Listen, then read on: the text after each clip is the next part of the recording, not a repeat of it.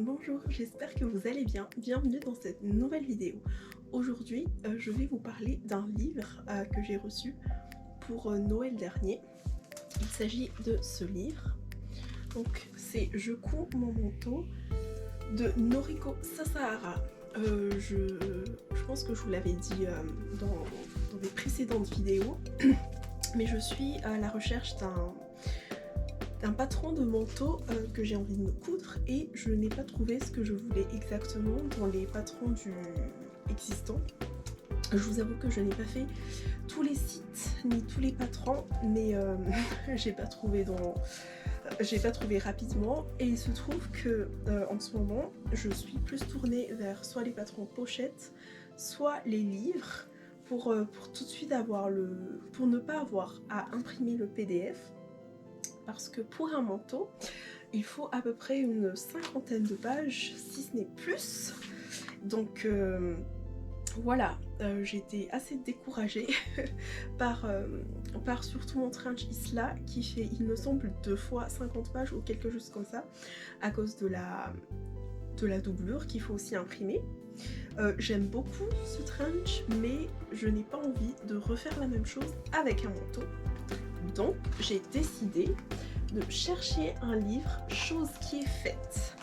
Dans cette vidéo, je vais vous parler, on va feuilleter ensemble ce livre. Je ne l'ai toujours pas feuilleté parce que je voulais attendre d'être avec vous pour le faire et que ce soit le plus authentique possible. Je ne sais pas du tout ce qu'il y a dans ce livre. Voilà, c'est pas que je ne sais pas du tout, je ne sais pas combien de modèles il y a.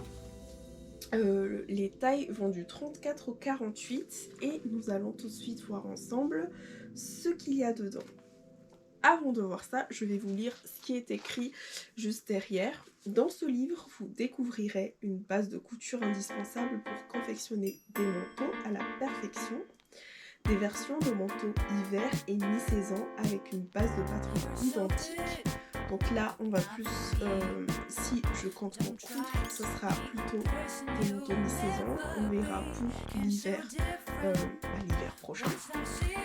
Des options à choisir pour confectionner votre propre manteau. Donc si je comprends bien, il n'y aura peut-être pas tous les patrons des modèles qu'il y a, mais peut-être des indications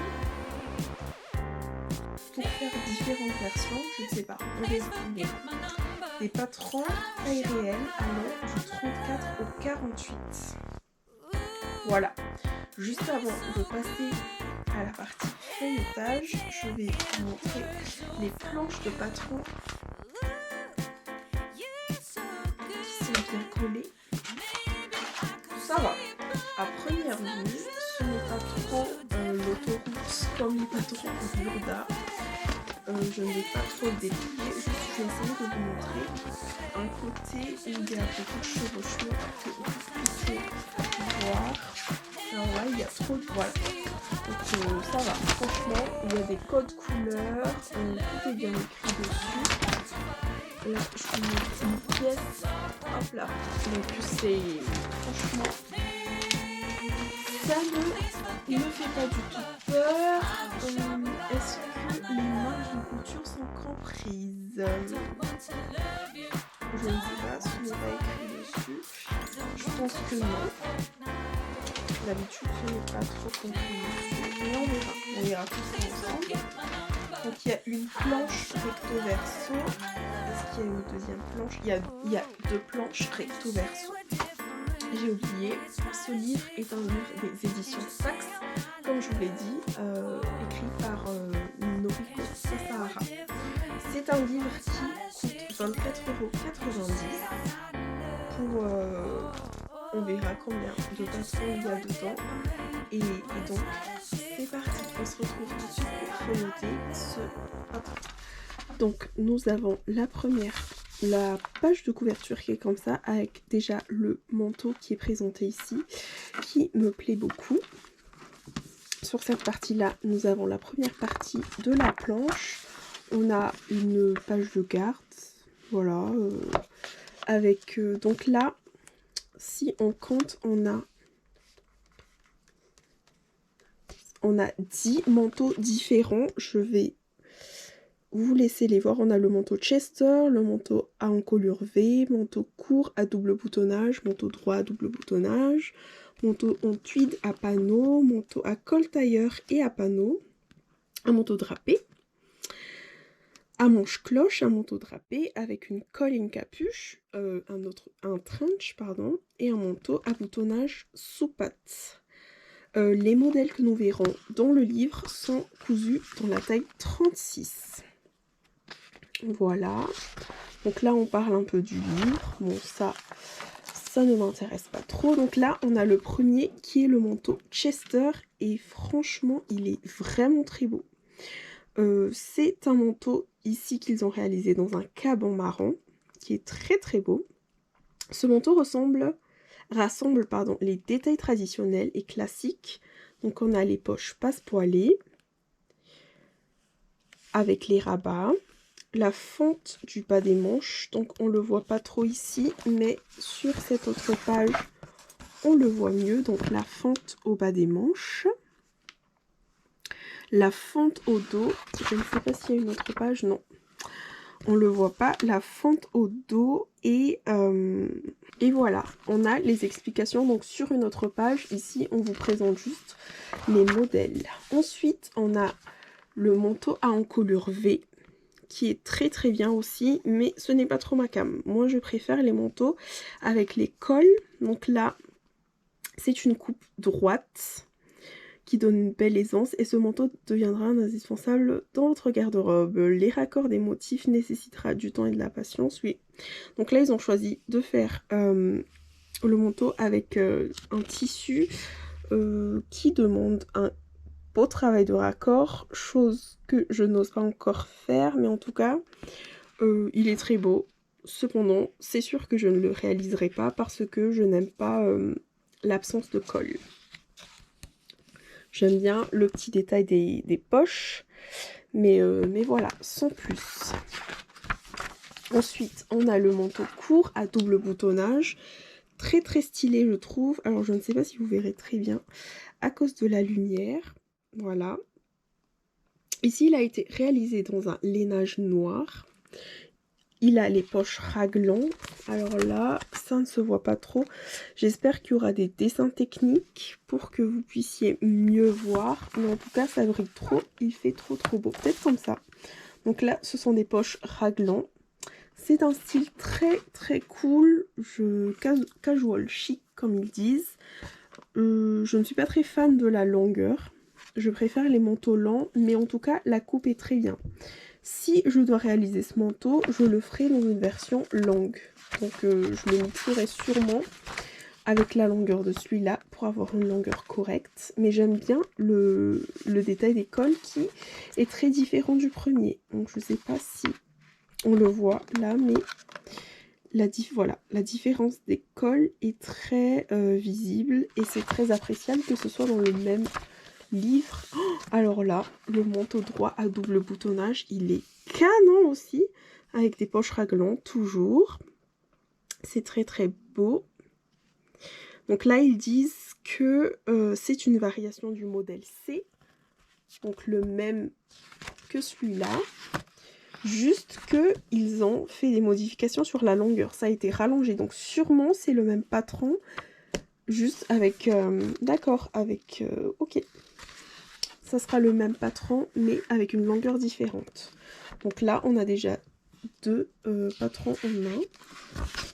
Ensuite, on a le manteau tweed, qui est très bien. Ça fait très Chanel, je trouve. Je ne suis pas fan, encore une fois, du fait qu'il n'ait pas de col. Cependant, pour un manteau à mi-saison, ça ne me dérangerait pas. Donc je pourrais sûrement le coudre pour moi, pas pour le moment.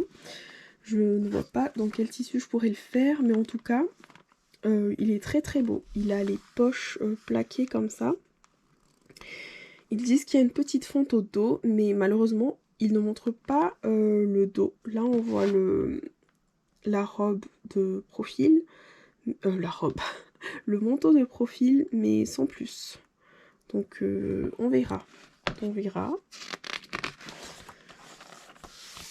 Donc là, un autre modèle.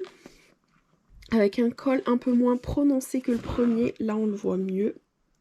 Voilà, avec les poches à passepoilés à rabat, qui est très très bien. Donc là, ils disent que le col tailleur est légèrement arrondi et il y a une surpiqûre sur toute la marge de couture. C'est très très beau. Voilà.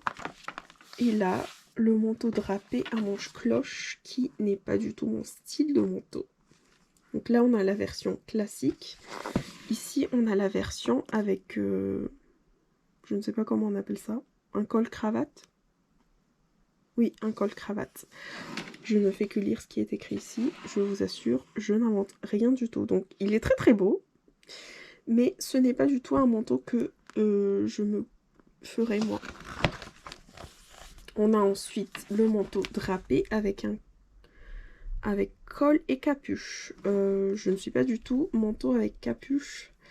J'aimais beaucoup ça quand j'étais plus jeune.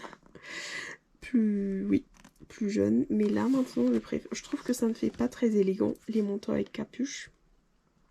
Donc, je n'en porte plus. Mais ce n'est que mon avis. Mais là, dans ce tissu-là, il est très beau. Donc, c'est très bien d'avoir un patron de col avec capuche dans un livre. D'un manteau avec capuche, je veux dire. Et en plus, avec le col, donc j'imagine qu'on pourrait le modifier pour que la capuche soit peut-être détachable. Je ne sais pas, on verra. Ensuite, on a le trench. Mais qu'est-ce qu'il est beau ce trench! J'aurais dû faire ma deuxième version de trench là-dedans, le refaire dans le Isla. Mais je pense que celui-là, je vais me le coudre, c'est sûr. J'ai envie d'avoir un trench bleu marine ou noir. Parce que j'ai déjà le beige. Et je pense que quand je me déciderai à le coudre, je le ferai... pas dans ce tissu. Je le ferai avec ce patron-là parce que je trouve qu'il est très très beau. Il a tous les codes du trench. De toute façon, il s'appelle trench. Donc voilà. Je l'aime trop. Il est trop trop beau. Regardez-moi les détails. Hop. Donc j'espère que ce livre aura de très bonnes explications parce que jusque là, il n'y a que, il me semble, 2 modèles qui ne me parlent pas trop. Et encore, c'est juste parce que c'est pas trop mon style. Là, on a ensuite le manteau boutonnage sous patte. C'est un manteau assez classique. Je suis pas très fan du fait que ce soit fermé jusqu'au cou comme ça. Mais c'est une coupe très simple. Qu'on pourrait bien piquer pour faire une robe. Pourquoi pas. Cependant, j'aime beaucoup le petit détail de la manche ici. J'aime beaucoup ça. Donc c'est très très beau. Il y a des petits détails de surpiqûre partout là qu'on voit. Voilà. On arrive maintenant aux explications. Je vous fais un petit zoom sur le tableau détail. Donc moi je rentre pour... d'après le tableau détail, je peux me coudre la taille 46. On vous met ensuite une petite page sur les tissus qui ont été présentés dans ce livre. Donc ça, je trouve que c'est très très bien. Si on a envie de recopier exactement les modèles qu'on a vus, on a le nom de chaque tissu qu'on peut retrouver ensuite en magasin.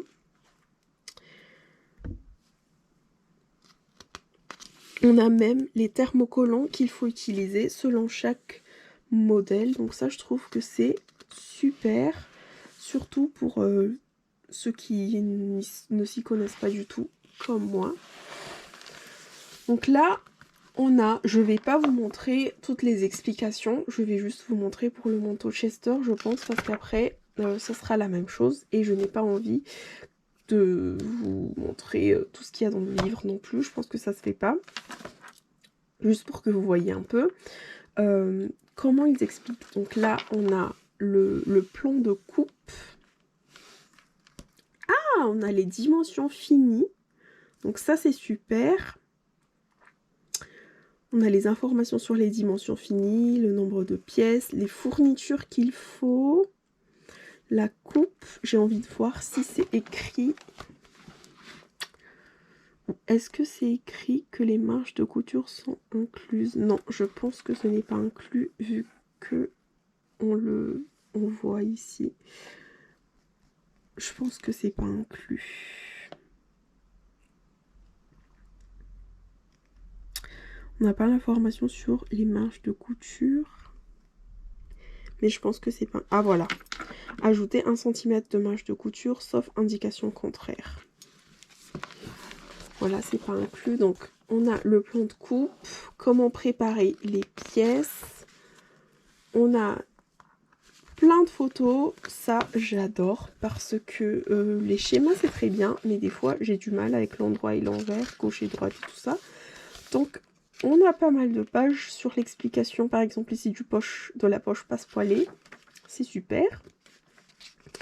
Donc, on a 2, 3, 4... on a des explications sur le montage, sur chaque étape. On est vraiment pris par la main. Ici, c'est la partie doublure. On est vraiment pris par la main jusqu'à la fin. Jusqu'à la fin, vous voyez. Donc, on a les explications sur tout. C'est génial. Donc là, il y a 18 étapes pour faire le manteau. On nous montre même comment faire une boutonnière à œillet. Ok. Une boutonnière à la main? Ah oui, cette boutonnière est réalisée à la main. D'accord. Bon, moi je ferai mes boutonnières à la machine. Je suis une grosse flemmarde. Comment utiliser vos patrons en taille réelle? On a des petites indications sur la modification du corps des manches. Voilà. Donc ici on nous montre un peu comment allonger, déplacer les pièces et tout ça. Donc c'est génial. Je vais m'arrêter là parce que ensuite on arrive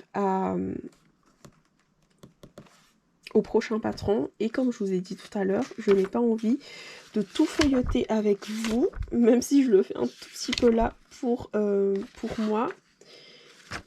Mais c'est normal. Ils n'ont fait la grande explication que pour le premier parce que je pense que le système de montage est un peu similaire pour le reste.